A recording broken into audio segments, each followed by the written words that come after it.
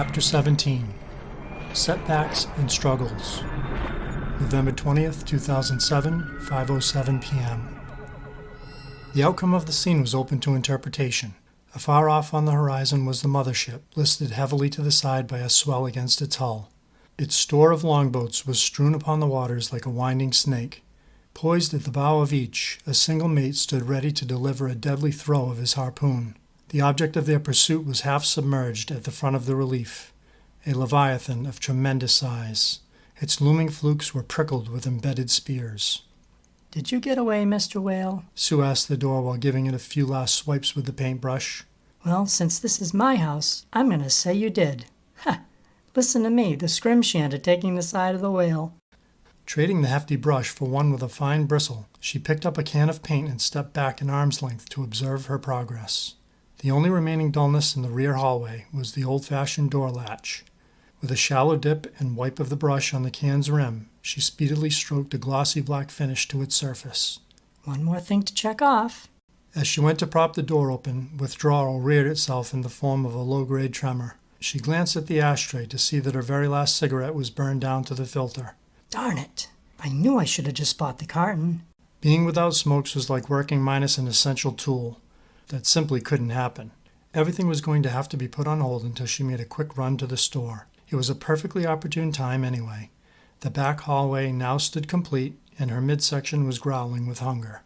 Making sure to grab her pocketbook, she hastily ran down to the rear landing. A dour wind met her as she exited. The ice-coated boughs of the wooded hollows could be heard clacking unrest in the distance. She pulled her jacket closed and sprinted to the protection of the car. The engine needed but a few moments to warm before she drove off through the darkened roads toward the lights of Route 6. Her thoughts sorted through the earlier jobs of the day. A professional coat of polyurethane was on all of the second level's hardwood surfaces. The children's upstairs bedrooms were prepped and sanded, and everything from floors to walls to ceilings was coming together like clockwork. An uneventful ride through the farmlands eventually dumped Sue onto the hubbub of Route 6, where she directed the white Corolla into the parking lot of a favorite seafood restaurant. After bursting through its front door on the wings of a strong gust, she was greeted by the smell of deep-fried grease and fish. A shy woman wearing a white apron moved to her appropriate position behind the counter. "Help you, ma'am?" "Yes. May I have one child's fish and chip and a clam cake, please?" "That it?" "A cream soda, too." "Coming right up." The woman wrote the order on a brown paper bag. "That'll be $6.67. Sue handed her a $10 bill and went to the cooler against the far wall to retrieve her drink. $3.33 is your change," the woman said, taking great care to match her coins to the total. "Thank you. 3 just happens to be my lucky number." The cook, who was in the midst of placing Sue's food on the counter, leaned on the cash register and removed his cap. Whispering from the side of his mouth, he said, "Miss, if there's one thing I've learned in this life, it's to never ignore a lucky sign. You ought to go play the numbers or something. I mean, 3 threes? Come on." She absorbed his words and let their influence adhere to her impulses. "And remember this, if you do nothing, you win nothing." "True." "Of course it is. It's the way of the world. Opportunity don't come a-knocking all that often." She nodded in silent agreement. "So you going to do something about it or what?" "You're beginning to talk me into it." "That's the spirit." "Hey, if by some act of God I hit the jackpot, I'll be sure to let you know." With his spatula leveled at her, he said, "Don't you be forgetting that on me, because I could really use a nice windfall right about now." "I'm sure you could." "Like you have no idea." She thanked him for his pearls of wisdom, then pushed into the outer bluster with a tight smile puffing her cheeks. His inspirational coaching was just the perk her tired body needed. Indeed, she was feeling lucky. With a short putter across the busy lanes of Route 6, she parked at a Cumberland Farms variety store and went inside. "May I have 2 packs of ultra-light 100s and a scratch ticket, please?" The pimply clerk behind the counter sucked his teeth and spoke with a bothered attitude. "Which one do you want?" "Whatever's most popular, please." The boy rotated his finger near his temple. "No duh. What would you like, the 1, 2, 5, or $10? "Oh, why not? I'll go with the $5. He spun on his stool to rip her destiny from a big wheel of game pieces. She placed the required $17.36 on the counter before taking her purchases over to a lottery display booth that was located on the side wall. The ticket was flashy in the sense that it had an enticing claim written in bold print at the top. "Be one of 25 $1 million winners." Feeling a tingle of electricity in her gut, she scratched the silver circles to find that she had won nothing more than the right to lose a quick $5. Man, guess my lucky sign was a dud. At least it was fun while it lasted. She slipped the cigarette packs into her pocketbook. As she turned to leave, a sudden thought kept her from pushing through the door. What if the next ticket is the winner? It was a simple enough question, and there was a simple enough answer. All it would require was another $5 withdrawal from her wallet. With a chuckle, she went back to the clerk. I'll try that again, please. He ripped off the next rectangular card and dropped it into her waiting hand. Instead of moving to a place of privacy, she rubbed the circles right there on the counter. Darn! Once again, her luck was not what she had hoped. The happiness with which she had walked into the store was fading fast, and nearly disappeared when she removed the final greenback from her wallet. Don't do it, Sue. You're being ridiculous. But as much as she wanted to walk away, the temptation to give it one last try was too intense to resist. She was 0 for 2 on consecutive tickets, which meant her odds of winning had to be improving with each new game piece. Why should the next person in here win because I set them up? Besides, it's only a lousy $10. Despite her mind's effort to downplay what she was about to do, a free-flowing nervousness was building from the inside out. Her self-control was anything but responsible, and she knew it. The odds, however, were starting to stack in her favor. To walk out now without playing would be like refusing easy money. Oh, to heck with it. Third time's the charm. Got you hooked, huh? The clerk asked, laughing. Just 2 more, please, and that's it. With a rip, they settled on the counter. You know, there's a Gamblers Anonymous 1-800 number on the back of those. Sue shot a glare that wiped the smugness from his face. That's not funny. Give it a rest, lady. Give it a rest? Rather than paying heed to this youth's blatant disrespect, she corralled her tongue and retreated out to the car. There was a much more important matter to attend to than to resolve some punk's personality flaws. It was time to recoup the amount she had invested, and then some. She snapped on the ceiling light so the winning numbers would be clear to see. Come to Mama, she said before slowly rubbing away the silvery circles. Much to her dismay, the first card was more of the same, not a single match. You've got to be kidding me. A long, deep breath blew from her chest. Please, God, just this once. Give me the big money. Her penny alighted on the second game piece to scratch yet another bad report. No! The cook's tip was the worst advice she had ever taken. 4 scratch tickets, 4 losers, and $20 in the hole. While there were scads of old game pieces littering the pavement, she actually made the effort to throw hers away in the receptacle by the store's front door. Inside, a line of customers had developed at the register. The clerk was busy ringing up a transaction that appeared to include a scratch ticket of some kind. Maybe he'll refund the cigarettes and give me another card. The thought repelled her from the window. What am I talking about? Prodded by disgust, she got into the car and sped out onto Route 6. What a waste that was, she yelled. How could you have listened to that guy anyway, you big dummy? Her insides were a wreck and filled with self-loathing. Why do I have such a compulsive personality? She asked, digging her hand into her pocketbook for the cigarettes. A hard drag helped to ease the tension she was feeling, but did not prevent her from continuing a derogatory commentary over much of the return trip to the house. From the onset of this new country style of living, her thoughts and actions had been strangely out of kilter, which made her wonder if she was trying to do too much too fast. In her zest to positively control the house, it seemed to be having a backlash effect. Perhaps this was to be expected, a cost of trying to coordinate such an ambitious project on her own. One thing was for sure, she would be relieved once it was over. At long last, the car came to rest in the circular drive. She hurried through the bitter weather and found the warmth of the house. When she came into the second-floor hallway, the bag of food she was carrying nearly slipped from her hand. Something about this area was noticeably different from when she had left. A black handprint was on the door casing near the third-floor stairs. With a mixture of curiosity and pensiveness, she quietly stepped over to the door, which had been painted only 3/4 of an hour earlier. To her surprise, the black coat of paint on the latch was marked with obvious smudges. Sue's heart began to administer quicker and firmer beats. Hello? Is there anybody here? The only feedback to her call was a blaring silence. Hello? She yelled louder this time. Again, there was no response. Resting her dinner on the paint can, she took up the screwdriver that had been used to pry its lid. She went to the threshold of the kitchen to observe the floor's sheen. And so far as she could tell, there were no footprints in the drying polyurethane. Whoever had come into the house had to have gone upstairs, and very well could still be upstairs. Her heart was letting her know of this possibility by increasing to a thrash. You idiot! Why did you leave the door unlocked?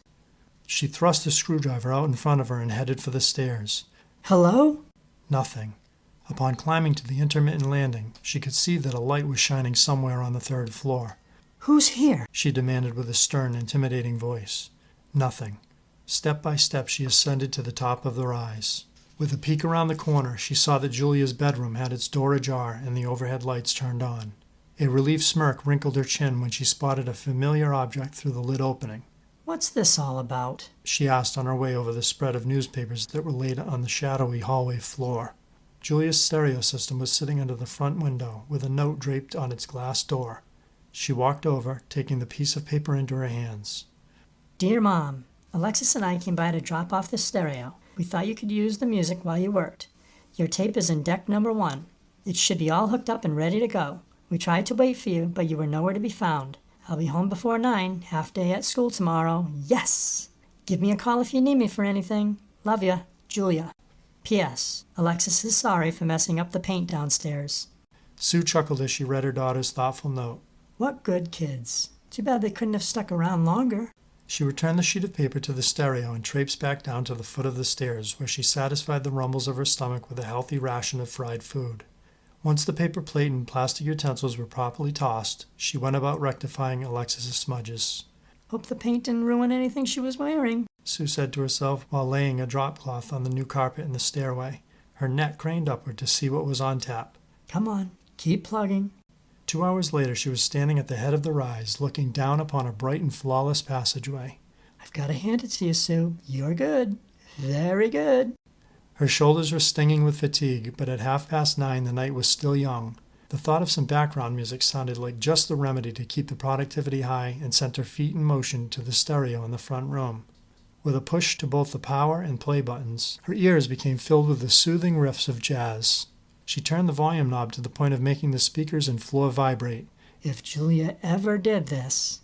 There was no worry of anybody being bothered by the show of noise pollution, so she let the saxophone and guitar accompaniment reverberate like they were live in studio. She entertained herself by playing every kind of air instrument that would come to mind until the song ended with a fade. When the next tune kicked in, she decreased the volume slightly and paced back toward Ryan's room through the shady length of hallway. Her energy had been restored, at least for a while longer. She poured some primer into a clean paint tray and assembled a new roller. With a full spin, the reality of finishing the room by the end of the night was given an even 50-50. There was a lot of wall and ceiling surface to cover, but she was committed to go until her strength gave out or the time got to be too late, whichever happened to come first. Keep plugging, keep plugging. And plug she did. After 45 minutes of priming, she was already 3/4 of the way to completing her objective. Just as she was gearing to attack the last gray length of spackled drywall, the tape spool in the cassette ran to its capacity, leaving a resounding shroud of silence. Before dipping her roller into the paint tray, she opted to resume the supporting pound of jazz. She stepped out of the bright bedroom into the shadows of the hall, the spilling and bathing shadows. The crinkle of her footsteps over the neatly laid newspapers allowed an unwanted realization into the layer of thoughts that was still trapped in the subconscious. She was alone. With a shake of her head, she stepped over to the stereo cabinet and opened the glass door on its front to flip the cassette tape. Yet another unwanted something caught the corner of her eye in the reflection of the glass. It was dark in the hallway. A startled tension seeped across her chest. As she jerked a look over her shoulder, the startled tension flashed to reflexive fear. The room's door swung closed in a violent explosion of noise. Every fluid ounce of blood in her body ran cold when she heard the distinct sound of rustling newspapers in the outer corridor. She remained kneeling with her eyes attached to the door. The crash had stunned her to stone. She wanted to call out as she had done earlier from the bottom of the stairs, but her voice was fully incapable. Her position in the house was far different this time. She was on the 3rd floor, in the front room, at the end of the long, dark hall. There was nowhere to run and very few places to hide. Inevitably, she would be forced to emerge from her predicament. How could the door just shut on its own? Breathing choppily, she wavered to her feet. A claustrophobic strain was beginning to draw the room's dimensions. In a defensive posture, she crept over to the door and listened for any kind of sound, but heard only silence. While the reality of getting beyond the door was hugely daunting, the prison of this room was that much worse. It would become more and more unbearable the longer she waited to make her move. Knowing this to be true, she began to invoke the courage that would be necessary to turn the knob. Jiggle, jiggle. Though very slight, she could see that the knob was actually moving. Who's there? She screamed. Rattle, jiggle, jiggle, jiggle. I said, who's there? Jiggle, rattle. The whole door vibrated suddenly, and a barely perceivable wisp of air encircled her ankles. A breeze. Could that be it? She thought, feeling along the bottom crack. Another push of air swirled against her hand. She licked her lips and wiped clammy moisture from her palms. Open it. Come on, just open it. With a frightened disregard for the consequences, she flung the door open. Her eyes forged down the hall to see an uneven scatter of newspapers around the floor into the lounge area. She peered clear to the end of the house and noticed something moving beyond the bathroom doorway. The shears were swaying from the curtain rod over the window. It must have been the wind. Trying to restore her control, she advanced toward the rear of the house. Nothing appeared to be out of the ordinary. The floor was covered with misplaced newspaper, but that was it. She reached the entrance to the bathroom and wearily peeked inside to find that the curtains were fluttering across a partially open window. A strong gust whistled through the gap at that very moment, causing one of the sheets of newspaper to lift and fall into place on the carpet behind her. That was it. She went over to the window, brushed aside the shears, and secured the sash tightly against the sill. Foolish wind, she muttered. Any motivation for finishing Ryan's room was now a thing of the past. The vision of Julia's bedroom door crashing closed was enough to make Sue want to call it a night, even if the mischievous wind were the only thing to blame. She hustled to clean up the painting materials before turning off the lights. On her way down to the car, she paused to double-check the black gloss finish on the door latch and the drying polyurethane on the kitchen floor. Both were clearly unmarked. With an instinct to get far away, she ran down the back stairs and continued out to the car. Ryan's room would be a snap to finish in the morning, when it would be light, and others would be there to keep her company. Many hours were yet to pass before that would happen. As she reversed out of the drive, her eyes elevated to the black panes of the bedroom window on the third floor, the ink-washed panes of infinite, endless darkness. It had to be the wind. Had to be.